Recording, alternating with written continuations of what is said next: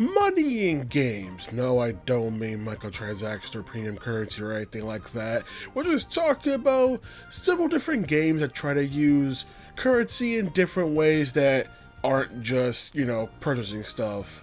Although, it is also funny mentioning how games have different names for the currency, like, some of the ones that people love to joke about is Kingdom Hearts uses money, spelled M-U-N-N-Y, or the Tales of franchise having gold and stuff like that, Final Fantasy's Gil, etc, etc. But the point I'm trying to get across is, when developers try to give the money a separate purpose aside from just being used to buy stuff in a game and everything.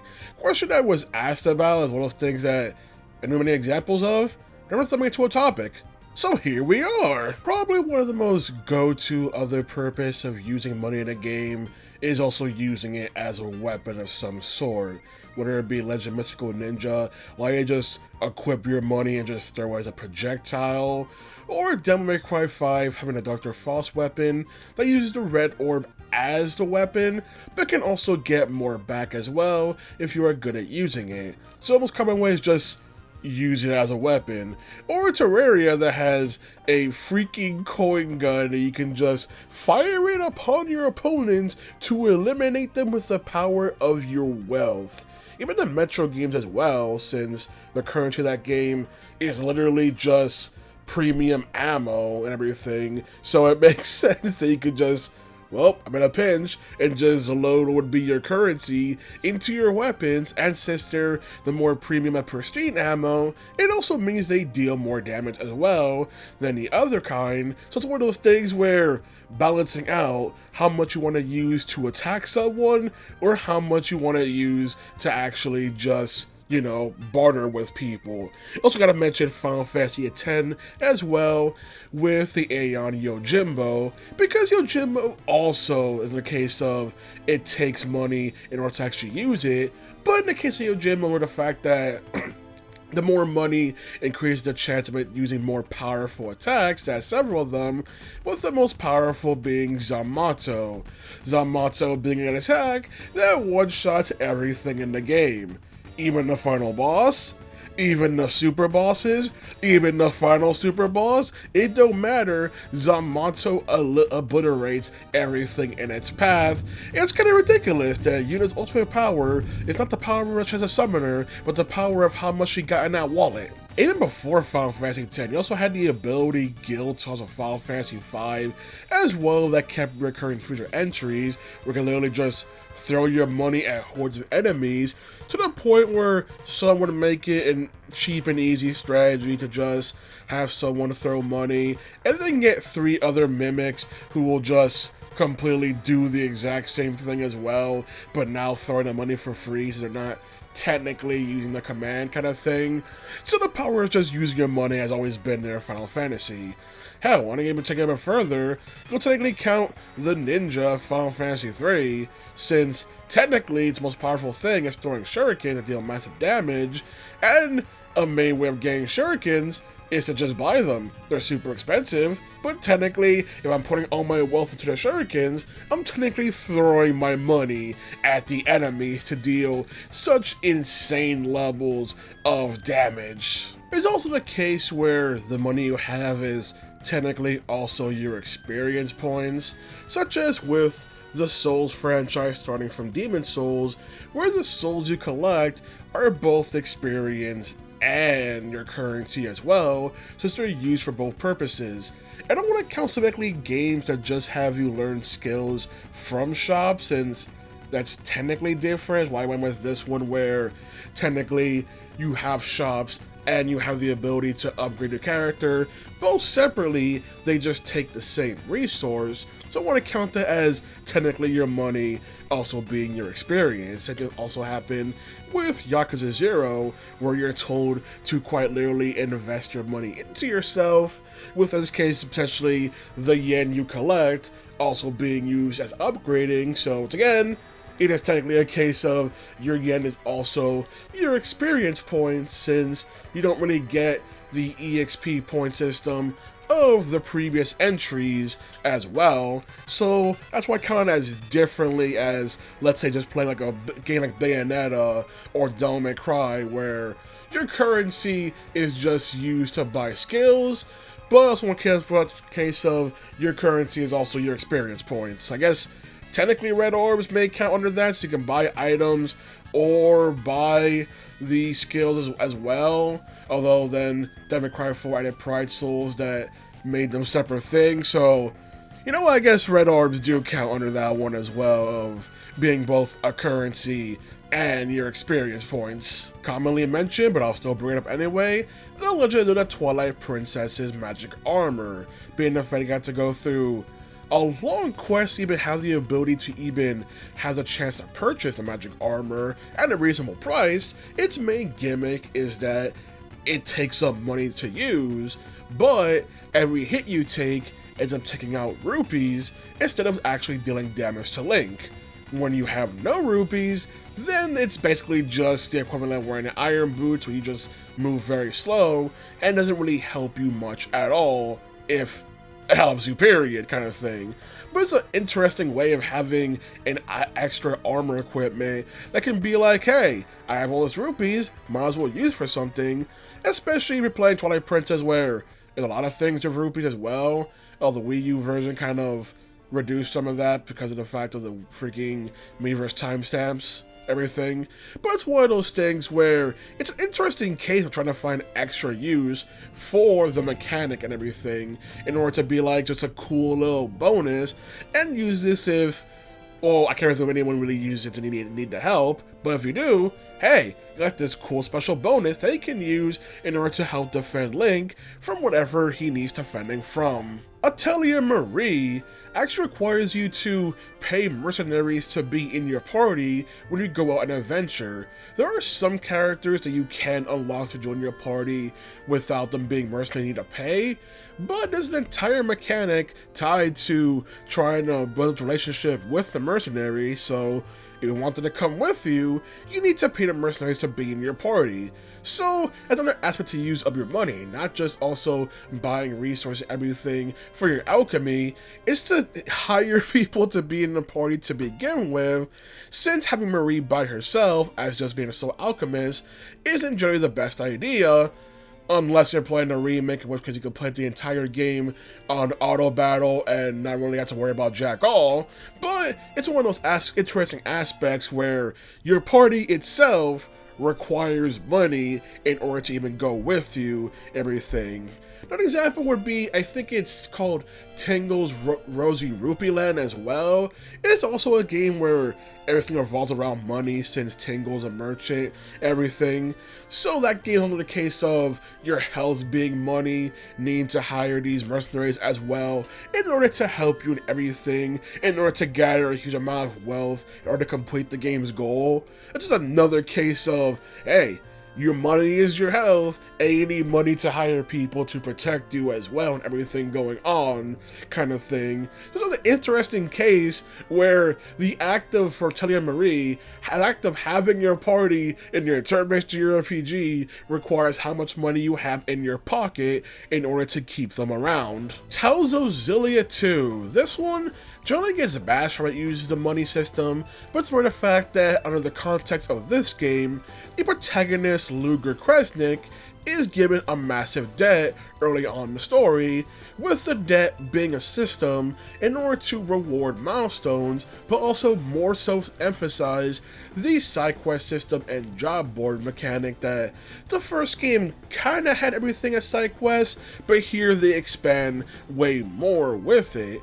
Although people don't like the fact of the debt system because of its main purpose, which is the fact that it's trying to prevent the player from going to certain locations before they have any purpose to go there. It's more of a case of the debt system being a way of pretty much controlling the progress and the pacing of the story, but putting it under the frame of the character's under a large amount of debt. Mind you, you don't even need to actually pay Ludger's full debt. Doing so will give you one of the game's several unlockable endings, but when it comes to the story, you only have to do it for a certain extent, because that certain extent is most of the game, everything, but it's not actually a harsh real mechanic, everything. It's just an interesting way of the fact of it's there to very much track the achievements you're doing, everything going on, and also highlight how much of the world has changed between Xillia 1 and Xillia 2, to where someone can have this massive debt, and it's basically this whole entire street as you being this massive criminal in public knowledge, where people look down on Ludger because of it, especially since it prevents him from going to main locales and everything. With the more you pay off, the more you're able to progress, the more places you can go to, everything going on in the game. But when it first happens, it rejects the ability to go to certain locations to go to, and the people around just look disgusted at this man. Jeez. Something I didn't mention earlier is the fact that Yakuza 0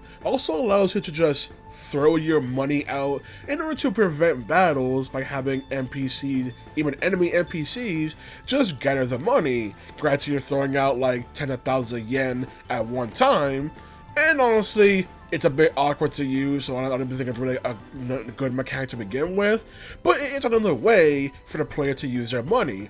Which then brings me to the Assassin's Creed games, where early on, you did have the ability to throw your money out there in order to have people start picking it up. One of the main reasons to do so, not just a distraction, is also because once enough people are crowding around, it creates a social stealth spot for the character to hide in, allowing you to make your own makeshift hiding spot in plain sight of everything. You can also use it on certain enemies or to get them off your back as well, but for me the main thing is the fact that it's just a cool way of having this assassin try and hide in plain sight by just having people pick up all this money and you just hide in the midst of it and everything. Even though I'm pretty sure we'll be able to see the fact that you're the one tossing the money and everything, but that's besides the point. It is another cool way of using a currency system by having the player hide. In the Boktai series, you need the solar energy in order to actually use your weapons or your magic on later entries. In Boktai 1, there were no shops, but there was still the Dark Loan system if you really needed energy that badly, and could go into debt just trying to get solar energy. Boktai 2 is where they introduced shops and a currency system, but now you're also able to convert the solar energy you have into currency and vice versa. So you need extra money, then you can take solar energy you have in the solar bank and put that towards being currency for the shops, or take a shop currency and make it into solar energy and vice versa, adding even more reason why someone would use the Dark Loans and go into debt, because now there's also equipment that you need to buy as well, on top of the fact that you can now buy items. So it's an interesting way where the main energy, the main thing you use for your weapons, can also be converted into money so you can get better equipment and stuff as well and everything. It's one of those just unique cases where technically the solar energy itself is a currency as well. In a similar case to Boktai, where it's technically not a currency system by default, is Void Stranger's Idol Locus. Idol Locus' main purpose is to be a life system where whenever the player is defeated, a locust would be used in order to revive them. Would it be defeated, or you need to restart the room, can mess up the puzzle within it. So the main purpose is to be that, a life system. But it's the fact that there are NPCs within the void who will ask you to give them locusts in order to give you more advice in the game, so you can use it as a currency system, because some NPCs will be like, hey, give me like 3 of these and I'll give you some advice. Or there are some NPCs who will just be hungry and ask you and give them idle locusts in return. Or there are other ways to effectively spend your locusts that'll help you progress through the void faster on top of it.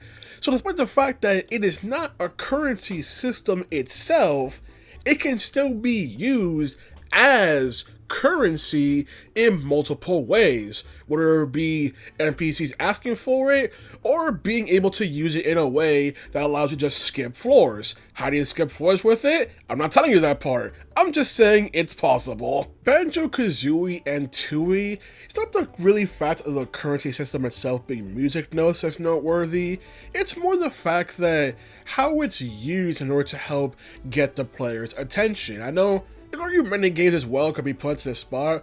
I want to put both Kazooie and Tooie because the fact that each level has 100 music notes, so they always have the same amount, but the main purpose is to just also get the player to go to a certain locale by literally being a trail for them to follow, which will then get them to see more of the level. Which is why, even though it is still just a regular currency system, I like the fact that developers put it into a way where the point is also just to get your attention and be a way to have the player explore the level.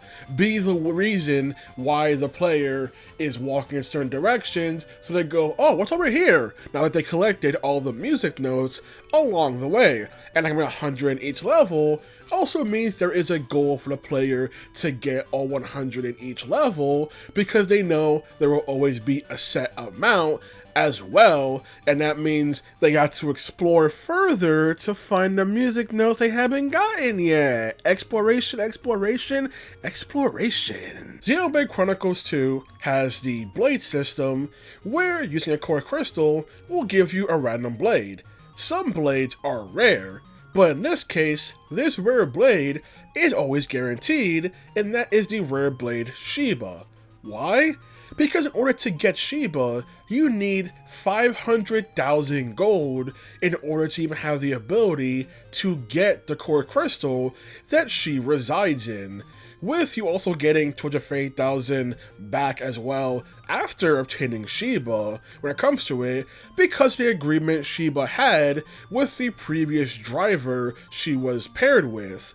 But when it comes to Sheba as well, it's the fact that all the rare blades have different methods of being upgraded. Sheba's method requires you to add more and more gold into her personal piggy bank in order to increase her abilities. But on top of that is the fact that during a fight, when money is dropped and picked up by the player, Sheba gets buffed mid-battle the more money you're collecting in the fight as well. Her entire gimmick revolves around money and trying to get more of it. So there's such a cool thing, the fact that, one, it's a guaranteed rare blade, you just need the money for it, and the fact that it's just get more money, gets more powerful as well. Granted, she also gets more powerful with the more female characters there are in combat as well. That's our two things, money and women. But it's just one of those cool aspects of, in a game where the rare blade system is made to be random along with every other blade you get, it's cool that it's a side quest like this, several side quests like this, where the blade you get is a guaranteed rare blade, and their unlock method is different from the usual case of activate a core crystal and pray. I mentioned earlier how Xillia 2 uses currency as a way of mitigating progress. There's also Sonic Frontiers, which also uses currency as a way to also progress, where you technically don't have to interact with most of the game if you so choose. Because Sonic Frontier, all the player needs to progress is vault keys and memory token. The game doesn't care how you get them, and it is designed for there to be many ways to obtain them. And I have in fact seen people go through the method of, okay, they collect purple coins. The purple coins allows you to spend them on fishing with Big the Cat. But the cat then gives you tokens based on what you collect during the fishing. The tokens can then be spent on items, including the vault keys and memory tokens, something you would usually get by either completing stuff in the open zone or completing levels in cyberspace. But with this method, with the power of money, you can technically just buy your way to beating the entire game without needing to interact with anything else in it. Something that is purposely designed to be that way, because I've seen some think it was an exploit. Like, no, it's not an exploit. The game was just designed this way, so you want to do cyberspace? You don't gotta. You want to do open zone? You don't gotta. But in this case, it's just funny of Sonic the Hedgehog deciding his main method of going around to save his friends and stopping the Titans is to just fish. Do a lot of fishing. Fable 3's good or bad ending is really determined by how much money you have more than your actual morals, to be honest. Because of the fact that the game's finale, being more vague about it, requires you to have a lot of money for the kingdom's defenses, everything. So, the game then puts moral choices of, will you go with the choices that will better the lives of your people but won't bring you revenue, or make their lives even worse for the sake of funding the defenses in order to help the kingdom have higher chances of surviving the upcoming scenario. However, since it is still Fable, you still have many ways to get money, whether it be doing the side jobs, real estate, stuff like that. It's always a funny case to me where the game wants to make this big thing about being a ruler is so difficult and you need all this money in order to get the good ending. But you could just get the good ending by just being good at the game's freaking market system or just grinding the side jobs. So in reality, it just makes the previous ruler look very stupid at their whole main reason for acting so evil is because we need the money for the defenses because I knew about the disaster that was coming up. And it's like, bruh, I became a billionaire just by doing freaking petty stuff on the street. What the fuck were you doing this whole entire time as the king? That's what I want to ramble about when it came to the base in-game currency of games and other ways they try to use them aside from just being used to purchase things.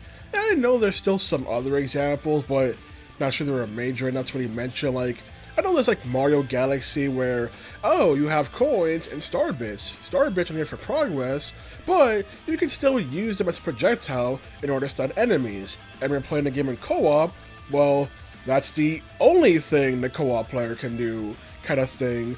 Or how Dragon Quest will have you lose like half the money you have if you get defeated in battle. Sure, you'll restart at the nearest town, but you'll still lose so much money because of it, kind of thing.